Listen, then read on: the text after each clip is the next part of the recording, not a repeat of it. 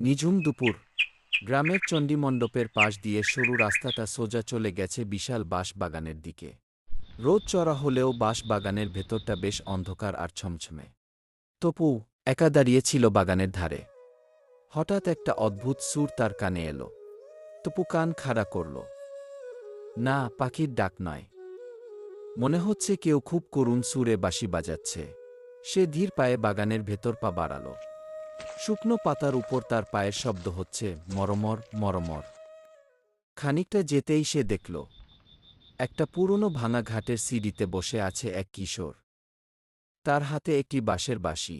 এই যে, তুমি কে? এখানে বসে বাঁশি বাজাচ্ছ কেন?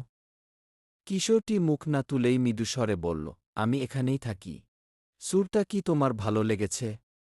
সুরটা সুন্দর, কিন্তু খুব দুঃখের। তোমার বাড়ি কোথায়? আগে তো এখানে দেখিনি তোমাকে। আমার বাড়ি এই বনের গহীনে, যেখানে রোদের আলো পৌঁছায় না। আমি পথ হারিয়ে ফেলেছি অনেক বছর আগে। তবু একটু অবাক হল। কিশোরের গলার স্বরটা কেমন যেন ইথরের মতন লাগছে। সে একটু এগিয়ে গেল। পথ হারিয়ে ফেলেছ মানে? চলো আমার সাথে আমাদের বাড়িতে চলো। বাবা তোমাকে পথ খুঁজে দেবেন। কিশোরটি এবার তপুর দিকে তাকাল। তার চোখ দুটো যেন টলটলে দিঘির জলের মতন গভীর। তোমার মায়া আছে তপু। কিন্তু যে সুর একবার ধরা দেয়, সে আর লোকালয়ে ফিরতে পারে না। শোনো। কিশোর আবার বাঁশিতে ফু দিল। এবার সুরটা যেন চারপাশের বাতাসকে ভারী করে তুলল।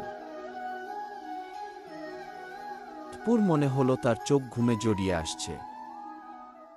হঠাৎ চিৎকার করে উঠল মাথার ওপর। তপুর ঘোর কাটল। তাকিয়ে দেখল সামনে সেই ভাঙ্গা ঘাট খা খা করছে। তপু দৌড়ে বাগানের বাইরে বেরিয়ে এল। ঘাটের ওপর পড়ে আছে একটা পুরনো জীর্ণ বাঁশের টুকরো। সে অবাক হয়ে ভাবতে লাগল, ওটা কি সত্যিই কোনো কিশোর ছিল, নাকি বনের কোনো মায়া?